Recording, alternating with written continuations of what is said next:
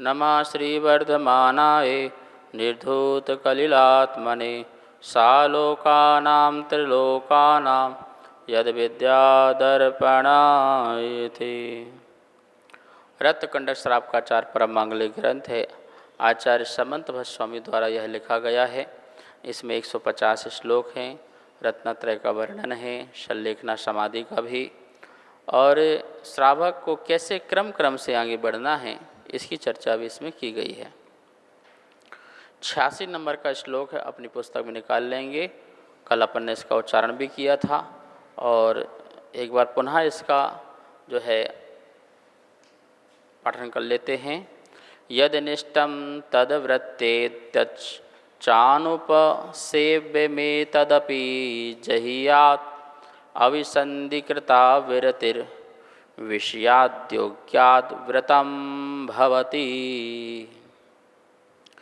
यत अनिष्टम, बोले जो हमारे लिए अनिष्टकारी है और वो योग्य भी है, ग्रहण करने योग्य भी है, तो उसको भी क्या करना चाहिए? व्रत एत, छोड़ें। तद व्रत एत, आप उसे भी छोड़ दीजिए। पूरे श्लोक में आप संधि देखिए, यत अनिष्टम तद व्रत एत, क्या निकलेगा? तद व्रत एत चा अनुसेव्यम एतत् अपि जहियात, ये इसकी संधि है। नीचे भी अभी संधि कृता विरते, रा का विसर्ग हो जाएगा, विषयात योग्यात व्रतम भवति। अब देखिए, यत अनिष्टम, जो अनिष्ट है, जो इष्ट नहीं है आपके लिए, 5 इंद्रिय में कोई भी ऐसा विषय है जो आपके लिए हितकारी नहीं है। इष्ट मतलब जो हितकारी है और अनिष्ट मतलब जो अहितकारी है। तो हितकारी ना हो, वो अहितकारी हो और वो खाने योग्य भी हो या ग्रहण करने योग्य भी हो, तो कहते हैं आप उसको छोड़ दो, आप उसका त्याग कर दो। इसके बाद कहा गया है अनुसेव्यम। अनुसेव्यम, सेवन करने योग्य ना हो, सेवन करने योग्य ना हो, वह वस्तु भी हमें त्याग कर देना चाहिए। ऐसी बहुत सारी वस्तुएं हैं जो शाकाहारी होते हुए भी सेवन करने योग्य नहीं हैं। यद्यपि वो मांसाहारी नहीं है, मांसाहारी नहीं है, पर वो सेवन करने योग्य भी नहीं हैं। तो उनको क्या करना चाहिए? अभी मिट्टी है, मिट्टी का त्याग करना पड़ेगा तुमको। गौमूत्र आदि है, वो असेवनीय है।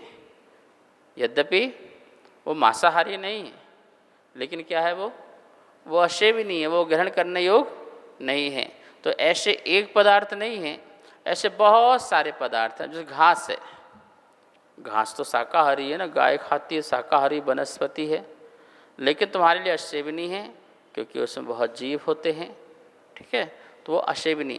तो यहाँ पर असेवनीय में जैसे आप लोग जो है नाखून जो है, इस नाखून को चबाना, चमड़ी को खाना, ठीक है ना, मल आदि को भी ग्रहण करना, मूत्र आदि को ग्रहण करना, ये असेवनीय पदार्थ हैं, इनका भी त्याग कर देना चाहिए। ये त्याग करने से क्या मिलता है? बोलते हैं कि अभिसंधि कृता, अभिप्राय पूर्वक की गया विरति ही निवृत्ति ही व्रतम व्रत कहलाता है। योग जो विषय बताए गए हैं, इनका तुमने अभिप्राय पूर्वक त्याग किया तो तुम्हारी वह विरक्ति ही व्रत कहलाएगा। महाराज जी हम नियम नहीं लेंगे, हम छोड़ेंगे नहीं, हम नियम नहीं लेंगे, ग्रहण नहीं करेंगे, ऐसा नहीं चलेगा। अभिप्राय पूर्वक आपको त्याग करना पड़ेगा। इस अभिप्राय से मैं ये त्याग कर रहा हूँ, वो व्रत कहलाएगा। महाराज जी हम तो लेते ही नहीं हैं, लेते नहीं हैं तो त्याग भी तो करो। चलो त्याग कर दिया, लेकिन त्याग कर दिया तो उसका अभिप्राय भी तो होना चाहिए। मैं त्याग किया तो क्यों किया है? देखा देखी त्याग किया है या उसका स्वरूप समझ करके आपने त्याग किया है? बहुत लोग ऐसे व्यक्ति होते हैं त्याग कर देते हैं। 10 लक्षण पर्व आता है, जो अधर्मी भी है वो भी धर्मी बन जाता है, वो भी बड़ा धर्मात्मा बन जाता है। तो देखा देखी वो भी बहुत उपास करता है, वो भी बहुत सारी चीज़ें छोड़ देता है, लेकिन उसका अभिप्राय क्या है?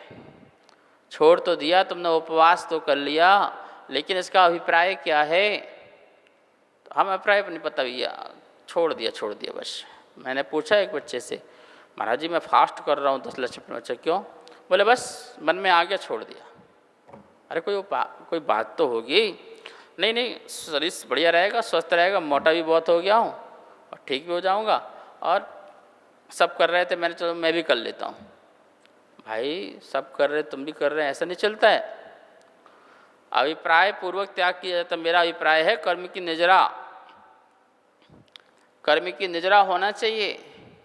जो मैंने व्रत उपवास आदि लिए हैं उसमें क्षमता के भाव से अभिप्राय पूर्वक त्याग करूँगा तो मेरी कर्म की निर्जरा होगी। लेकिन यदि मेरा अभिप्राय नहीं है तो कर्म की निर्जरा होने वाली नहीं है। देखा देखी नहीं करना, दबाव से नहीं करना, भय से नहीं करना, किसी की आज्ञा मिली है तो करना, ऐसा भी नहीं करना। अपने आत्म परिणामों से कारण, आत्म परिणामों के अभिप्राय से कारण फिर त्याग करना। ऐसे विषयों से योग्य विषयात, ऐसे योग्य विषयों को छोड़ना जो तुम्हारे लिए वर्जनीय हैं, असेवनीय हैं, अनिष्टम हैं, उनका भी त्याग कर देना व्रतम भवति, उसे व्रत कहा गया है। यदि आपसे कोई व्रत की परिभाषा पूछे तो आप इस श्लोक को सुना सकते हैं कि जो अनिष्ट है, जो असेवनीय है, जो ग्रहण करने योग्य नहीं है, उसका किसी अभिप्राय से त्याग कर देना, विरक्त हो जाना उससे, उसका नाम व्रत है। हम अभिप्राय न रखें और अपने मन से जो है छोड़ते चलते जाते हैं तो ये जो है आपका त्याग तो होगा, लेकिन वो कर्म निजरा का कारण नहीं होगा, क्योंकि उसमें आपका अभिप्राय नहीं है। जैसे कि कहाँ जा रहे हैं भाई? तो बस जा रहे हैं, तो ऐसे नहीं चलता। अभिप्राय होता है कि हम कहाँ जा रहे हैं, क्या कर रहे हैं, उसका कोई कारण होता है, कुछ करने का, कुछ बोलने का, ठीक है ना। ऐसे व्रत भी पालन करने के पहले व्रतों के बारे में जानकारी लेना, अनुव्रतों महाव्रतों की जानकारी लेना, और जानकारी लेकर के फिर उसको करना।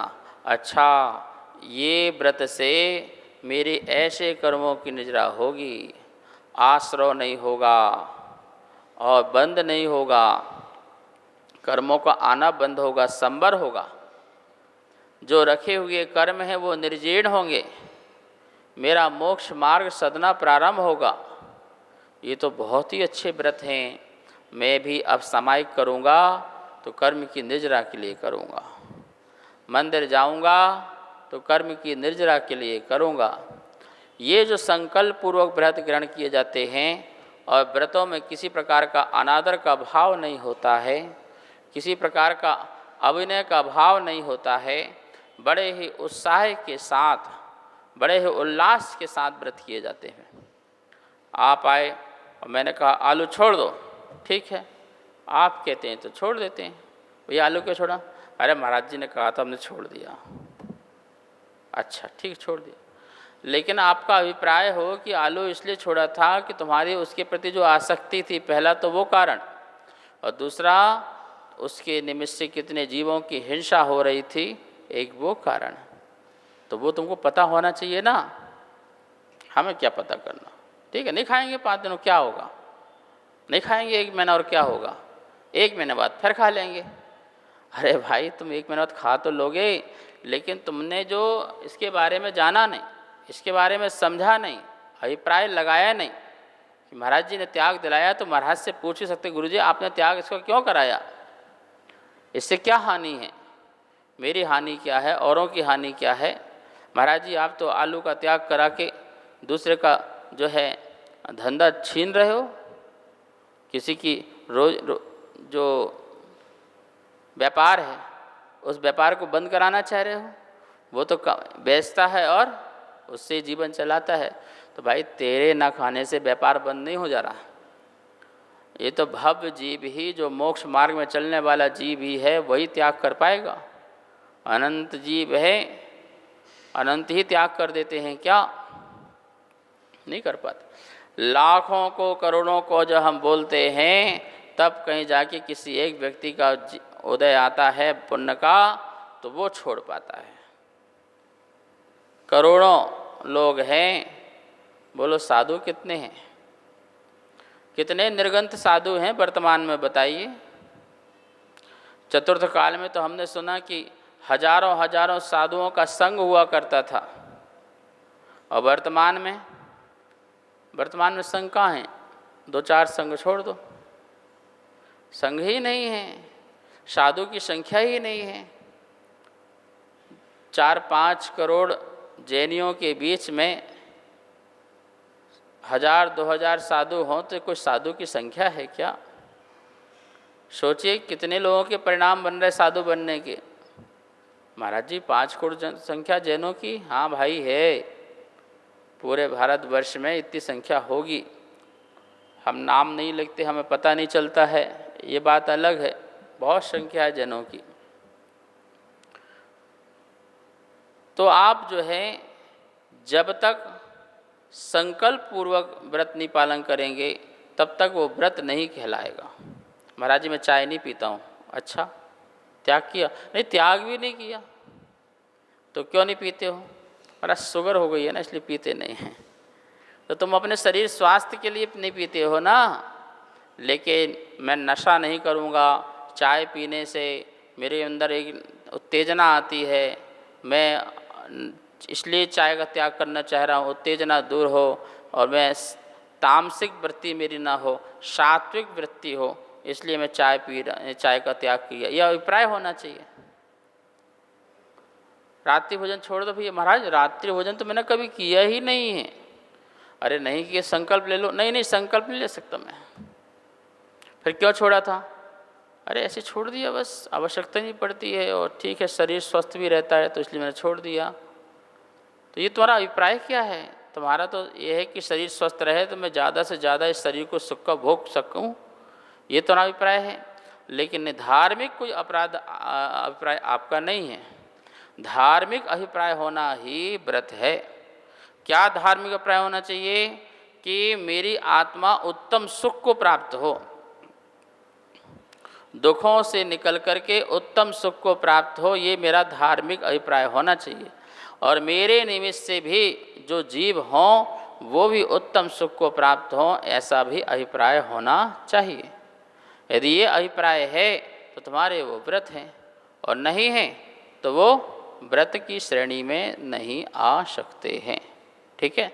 यहाँ पर अभिसंधिकृता ये जो शब्द है, इस पर ध्यान देने लायक बात है। अभिसंधि, आपकी चारों तरफ से संधि होना चाहिए। संधि होती है ना, एक राजा की दूसरे राजा से संधि होती है। हमने आपकी संधि कर दी है और ये संकल्प बांध दिया है, और अब जो है ये जो बात ऐसी रहेगी, और इसमें ऐसा ही कारण होगा, ऐसा ही कार्य होगा। ठीक है, ये संधि हो गई। ऐसी मेरी भी तो संधि होना चाहिए ना। जिस नियम को ले रहा हूँ, मेरी ये संधि हो चुकी है, अब मैं ऐसा करूँगा, इसका अभिप्राय ये होगा, इससे मुझे ऐसा लाभ मिलेगा, धर्म का लाभ मिलेगा, मोक्ष की प्राप्ति होगी। ये जब बात आती है तो हमारे व्रत पूरे होते हैं। आप किसी महाराज से बोलेंगे, पूछेंगे महाराज आपके क्यों बने हैं, तो क्या बताएंगे? अरे बन गए, या क्या करें, अब बन गए, अब क्या, ऐसे बोलेंगे? नहीं, बोलेंगे भैया हमें मोक्ष चाहिए है, हम इस शरीर से हमेशा हमेशा के लिए दूर जाना चाहते हैं, जन्म जरा मृत्यु का निवारण करना चाहते हैं, अनादि की जो हमारी भटकन है उसको हम समाप्त करना चाहते हैं। ये जवाब मुनिराज से मिलेगा। ये थोड़ी मिलेगा अरे घर में फालतू बैठे थे, यहाँ पर आ गए, महाराज ने फालतू बना दिया, जबरदस्ती बना दिया, हम थोड़ी बनने वाले थे, अब क्या करें, हमारा दिमाग ख़राब कर दिया, हमारा दिमाग ख़राब हो गया और हम बन गए। ऐसे बोलेंगे? ऐसे बोलेंगे तो व्रत का अभिप्राय ही नहीं तुम्हारा। और इसका अभिप्राय तो ये होना चाहिए था अरे भैया ये परिग्रह दुख का कारण था और मैं तो दुख से मुक्ति के लिए यहाँ पर आया था। जितना जितना परिग्रह होगा उतना उतना मुझे दुख होता और दुख हो रहा था, तो मैंने सोचा कि परिग्रह दुख का कारण है तो मैं दुख से मुक्ति पाऊँ, और दुख से मुक्ति पाने के लिए फिर मैं जो है मुनि व्रत को धारण किया। तो ये तो उपाय होना चाहिए ना।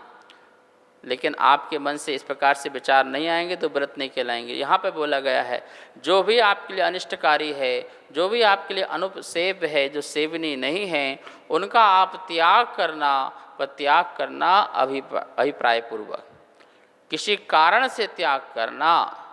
देखो कहा गया है शास्त्र में, ज्ञानात् त्यागः त्यागः शांति ही। ज्ञान पूर्वक, सम्यक ज्ञान पूर्वक, भेद ज्ञान पूर्वक, स्वपर भेद ज्ञान पूर्वक जो आप त्याग करते हैं, वो त्याग आपको शांति देता है, शांति देता है, वो आपको सुख देता है, वो आपको मोक्ष के साधन देता है। अज्ञान से त्याग करोगे तो, अज्ञान मतलब क्या? किसी चीज़ को ना समझना, इसका नाम अज्ञान है, और किसी चीज़ को समझ लेना, इसका नाम ज्ञान है। हम समझने की कोशिश ना करें, ये अज्ञान है। हम किसी समझना ही नहीं चाहते हैं, हमें नहीं समझना, आप तो बता दो बस, हमें नहीं समझना। नहीं, समझ के ही कार्य करना है, बिना समझे हमें कोई कार्य करना ही नहीं है। भगवान महावीर स्वामी कहते, एक कदम उठाने के पहले तुम्हारा ज्ञान होना चाहिए तो एक कदम उठे, नहीं तो कदम उठाने की आवश्यकता नहीं। मैं उठा रहा हूँ तो क्यों उठा रहा हूँ? मुनिराज विहार करते हैं तो उनसे पूछो क्यों विहार करते हैं? क्या करें, वहाँ व्यवस्था नहीं है, अब आगे देखेंगे कहीं व्यवस्था मिले तो विहार कर रहे हैं, वहाँ आहार नहीं है, यहाँ आहार मिल जाए तो विहार कर रहे हैं। ये अभिप्राय नहीं होता। उनका अभिप्राय होता है भैया वहाँ मोह ना बढ़े, इसलिए मैं नए स्थान पर, अपरिचित स्थान पर जा रहा हूँ, मेरा मोह किसी से बने ना, इसलिए मैं विहार कर रहा हूँ। मैं निर्मोही बनना चाहता हूँ, मैं निर्दोषी बनना चाहता हूँ, मैं जो है वीतरागी होना चाहता हूँ, इसलिए विहार कर रहा हूँ। ये अभिप्राय होना चाहिए। आपको समझ में आया ना? व्रतों का अभिप्राय, बिना अभिप्राय के कोई भी व्रत नहीं होते हैं। शेष विषय कल करेंगे। जा वाणी के ज्ञान से सूझे लोकालो, शो वाणी मस्तक धरूं सदा देत हो धोग। हे जनवाणी भारती तोह जपो दिन रैन, जो तेरी शरणा धरे सो पावे सुख चैन। सबको बहुत मंगल आशीर्वाद।